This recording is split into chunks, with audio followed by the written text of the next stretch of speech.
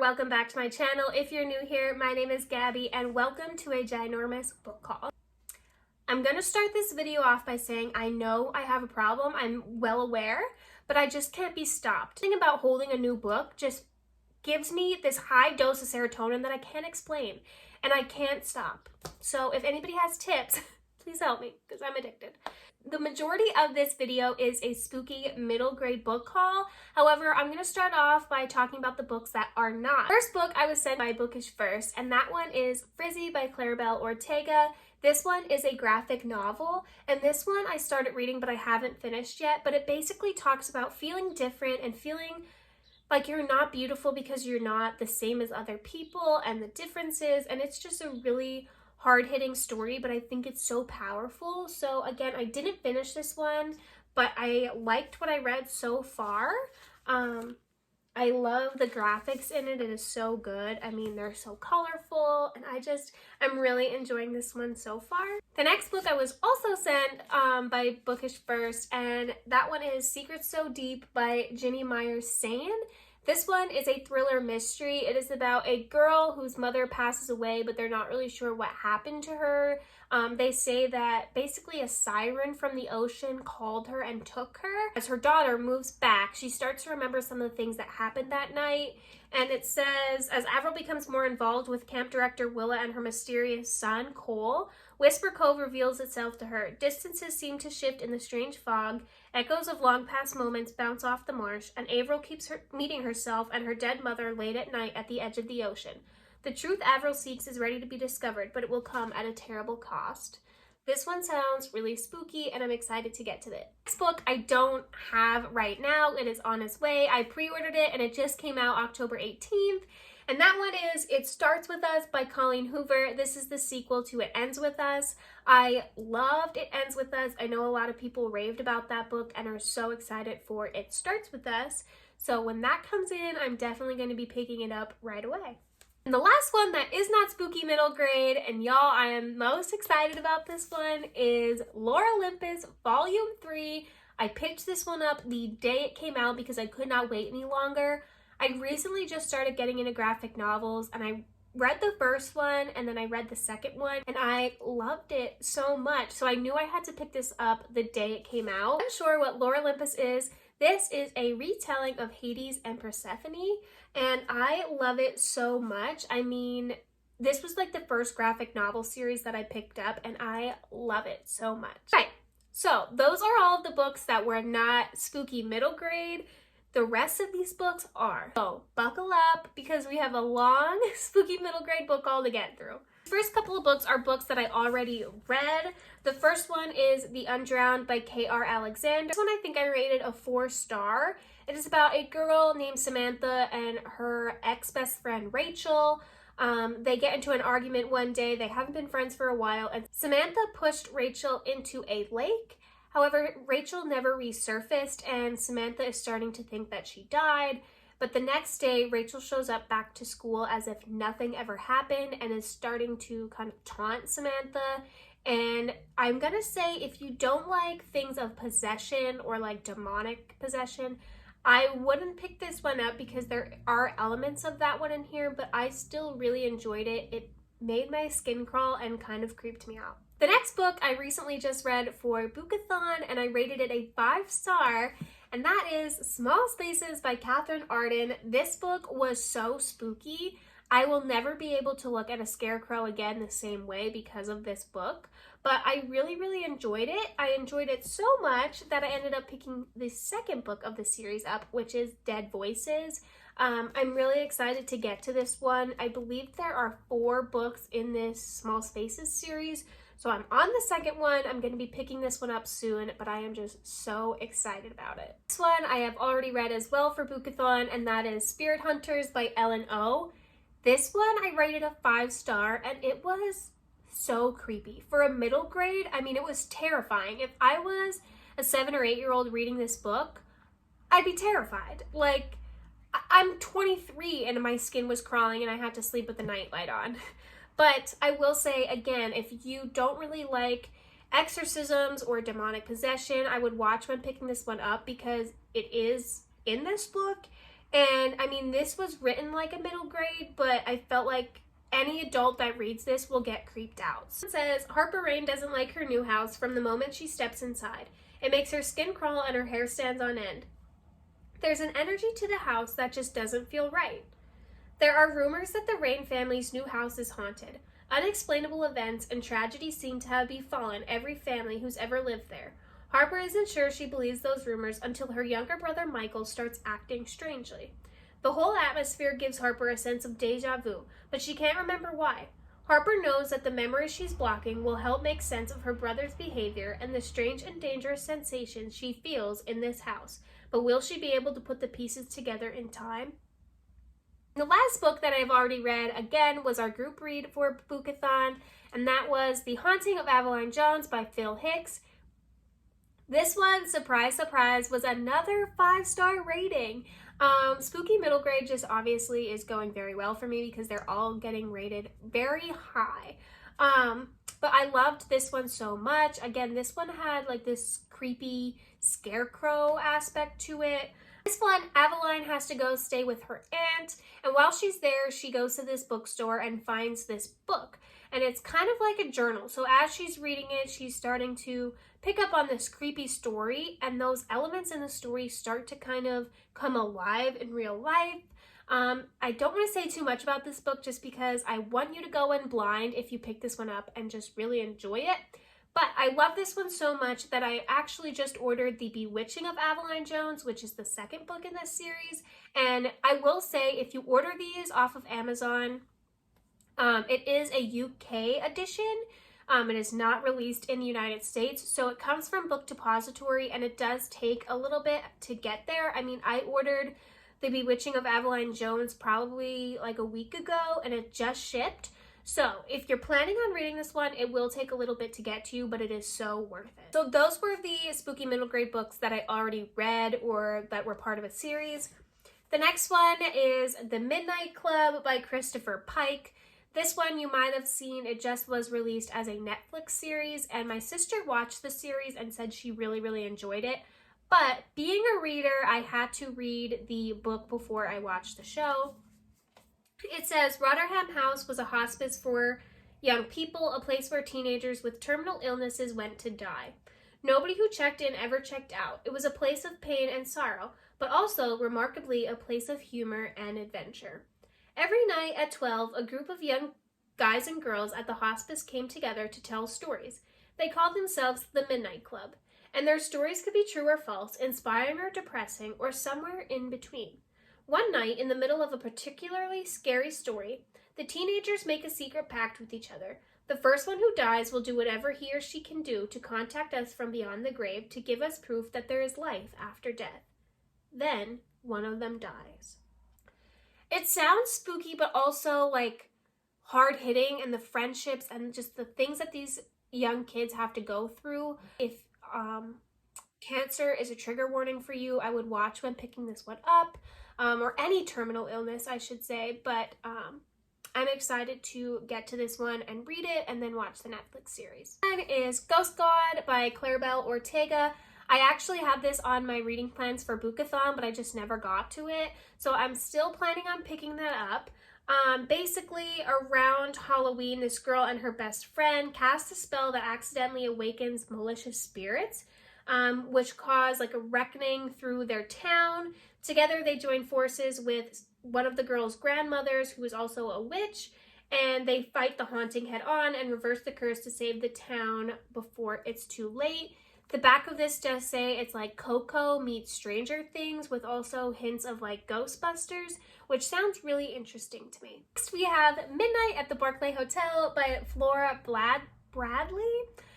Gwen from Gwendolyn Kinsinger read this one and really, really liked it. I'm not sure what this one is really about, but that one, I feel like when you don't know what a book is about and you're going in blind, sometimes that's even better. I mean, this one looks so cute, and I just heard that this was a really cozy, spooky middle grade. This one I have is Scritch Scratch by Lindsay Currie. This says, Claire has absolutely no interest in the paranormal. She's a scientist, which is why she can't think of anything worse than having to help her dad on one of his ghost-themed Chicago bus tours. Every place they go gives her the creeps. She thinks she's made it through when she sees a boy with a sad face and dark eyes at the back of the bus, sitting silently among the other passengers. There's something off about his presence, especially because when she checks at the end of the tour, he's gone. Claire tries to brush it off. She must be imagining things, letting her dad's ghost stories get the best of her. But then the scratching starts. Voices whisper to her in the dark. The number 396 appears everywhere she turns, and the boy with the dark eyes starts following her. Claire is being haunted. The boy from the bus wants something, and Claire needs to find out what it is before it's too late. Something about this cover and this little, bus is reminding me of the bus on Harry Potter. I don't know why, but it's making me drawn to this book even more. That cover is just stunning and so spooky itself, so I can't wait to get to this. We have Watch Hollow by Gregory Funaro. Keisha read this one, and as she was talking about it and describing what it was about, I could not wait to pick it up. It sounded like something that would really interest me or something that I would really enjoy. It says, deep within an enchanted woods in the town of Watch Hollow stands Blackford House, whose halls hold a magical secret, a giant cuckoo clock that does much more than tell time. But when the clock's gears cease to turn, an evil presence lurking among the trees begin to come out of the shadows. When Lucy and Oliver Tinker arrive, they have no idea that anything is wrong.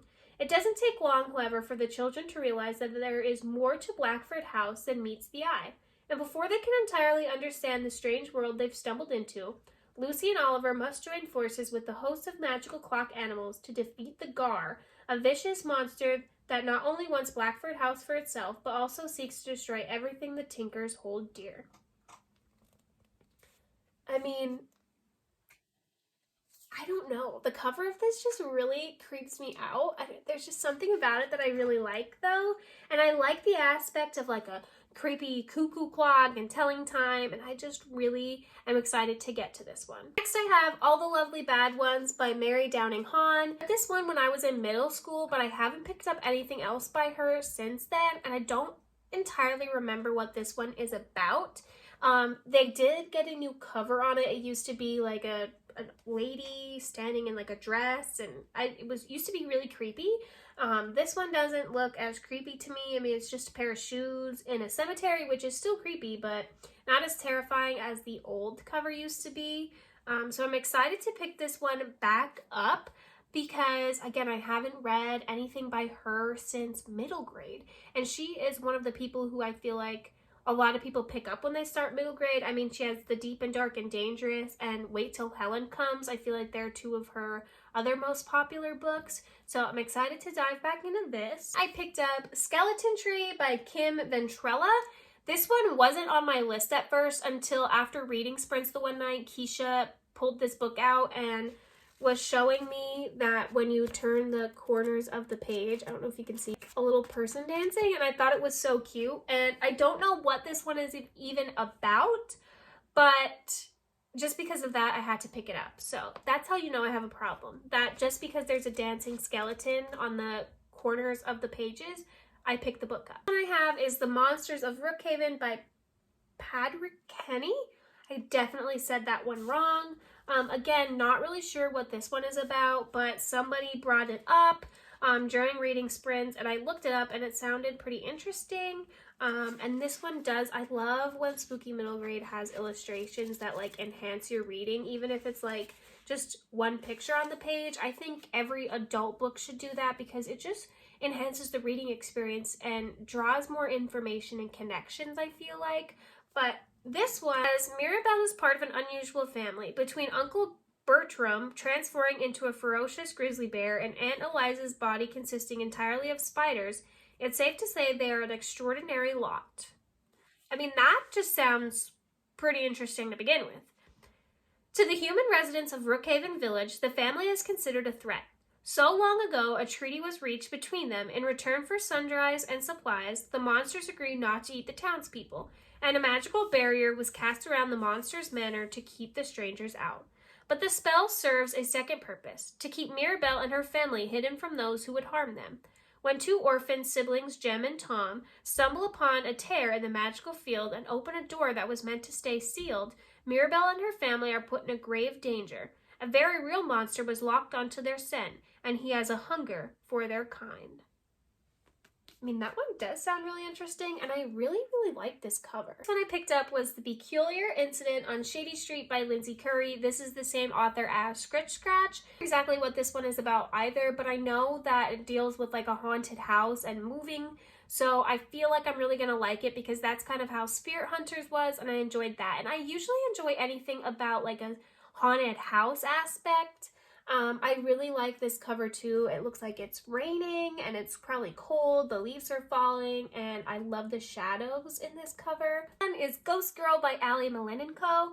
This one is about a girl who loves all things spookies and telling ghost stories until one day she sees a ghost and she starts telling her friends about it, but only one friend believes her. That's really all I know about this book. I, again, like to go into books blind, but I've seen a lot of people really enjoy this book. Next, I have Neil Gaiman's The Graveyard Book. This one seems pretty chunky, but it's not. I think it's because there are a lot of pictures in this one, which I love. I mean, the artwork in this and the illustrations are just really stunning. I mean, look at that. Again, this is why I love Spooky Middle Grade, because all of the illustrations just enhance your reading. This one, it says, it takes a graveyard to raise a child. Nobody Owens, known as Bod, is a normal boy. He would be completely normal if he didn't live in a graveyard being raised by ghosts, with a guardian who belongs to neither the world of the living nor the dead. There are adventures in the graveyard for a boy, an ancient indigo man, a gateway to the abandoned city of ghouls, the strange and terrible Sleer. But if Bod leaves the graveyard, he will be in danger from the man Jack, who has already killed Bod's family. So I think just the graveyard aspect already gives it a creepy vibe, and I haven't really read anything by Neil Gaiman, so I'm excited to kind of see his writing style and get to this book because these illustrations are really exciting me. I mean, where's the one that I just flipped past? This one? I mean, come on. I am so excited to read that. I have The Mystery of Black Hollow Lane by Julia Noble. This one is about a girl who gets shipped off to Wellsworth, so it's a boarding school in England, and she has a father who disappeared and a mom who just really is kind of absent. While she's at this boarding school, she finds these medallions that were actually connected to her father that kind of give her hints about his disappearance, and it also tells the deep secrets behind Wellsworth. Next one I have is The House on Hoarder Hill by Miki Lish and Kelly Nye. This one, I mean, look at that cover. The cover is stunning. I didn't know what this one was about or really have heard about this one, and I was walking around Barnes & Noble and saw it on the shelf, and I was like, that one looks so pretty and so, like, it doesn't even look spooky, it just looks fun. It looks fun and like a mystery to me, and it has magical elements to it. So this one says, when Heidi and Spencer start receiving messages on dusty picture frames, a picture to their grandfather's eerie old house turns into something much more sinister. Hidden in the labyrinth of their grandfather's belongings are the clues to solving their family's biggest mystery, the disappearance of their grandma Rose. But what is their grandfather not telling them? As their curiosity leads them into the forbidden rooms of the house, Heidi and Spencer will unravel a dangerous web of secrets and lies about their grandfather's past as a magician. Soon they will discover that, like Grandpa himself, the house possesses not only secrets but also real magic. With the help of a talking mounted stag head, a bearskin rug, and other disembodied spirits, Heidi and Spencer will set out to piece together the mystery. Searching for clues will unveil long-forgotten enchantments, surprising foes, and a few unexpected friends, because in the house of a magician, you never know what or who you will find. This one is Dust and Grim by Chuck Wendig. This one, I believe, is about a girl who was kind of raised by an absent father and her brother who was raised by the mom in this family estate. And one day they become orphaned and they come together and have to try to deal with the family business, which I believe is a funeral home, and the spooky supernatural things that happen within the family business. It says, rival siblings running a funeral home for monsters. What could go wrong? It looks super fun and cute. It kind of is giving me like the Inheritance Games vibes in a way. I don't know why. I don't know if it's because like of the family estate, and I don't know, but I'm excited to get to this one. Spooky middle grade book that I ordered but is not here yet is Behind the Bookcase by Mark Steensland. This one, again, I don't know really anything about. Keisha raved about it, talked about it, and I was like, well, looks like I have to order it. This one I have is Winter House by Ben Gutterson. This one I'm kind of mad that I got the paperback version of it because Keisha was just showing me the hardback covers that she got, and the front of it like lifts up, and then like underneath you can see all of the like the windows are open. Really cool. And now I think if I like this one, I need to order all of them in hardcover. But this one, again, what I really love about middle grade, it has illustrations, it has things that enhance your reading experience, which I really, really love. This one is about a girl named Elizabeth, and her aunt and uncle end up shipping her off to this hotel. And while she's there, she starts to find out the creepy secrets of the place, and she finds out that she might be more connected to the hotel than she knew before. So I'm excited to get to this one. People that have read this, and I've read all of the reviews, seem to really, really enjoy it. Again, I know it's a series, so I'm hoping I like it so I can pick up the rest of the series. Last book I have is actually not a spooky middle grade, but it was on the bottom of the pile, so I did forget about it. But I still need to talk about it because I think this is the book that I am mostly excited about, and that is Number the Stars by Lewis Lowry. I read The Giver by this author, and I really, really enjoyed it. I really liked the movie, so I know I already like his writing style, but the book in general, I'm surprised I haven't read yet. Growing up, my first book that I ever read about the Holocaust was Anne Frank's diary, and that just hit me in a way that I didn't know it could. And I love learning about the history. I think, you know, this is a middle grade book. I believe that middle grade is the age where children want to start doing the right thing. They start noticing right versus wrong, and they also get a deeper sense that, you know, life isn't always easy. Things aren't always the way they should be. People are discriminated against and pushed away and bullied, and none of those things are okay or right. And I think middle grade books do a really good job at touching base on that and letting children know, you know, how we should act and what we should do versus what we should do.